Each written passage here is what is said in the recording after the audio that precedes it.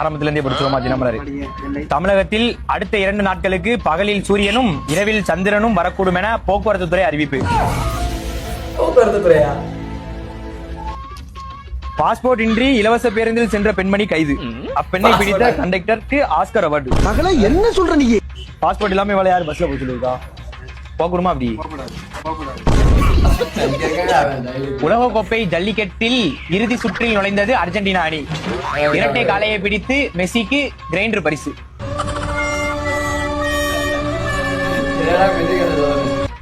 காதலர் தினத்தன்று காதலை ஒப்புக்கொள்ளாத காரணத்தினால் 82 வயது இளைஞர் ஒருவர் கடலில் வீழ்ந்து தீக்குளித்தார்.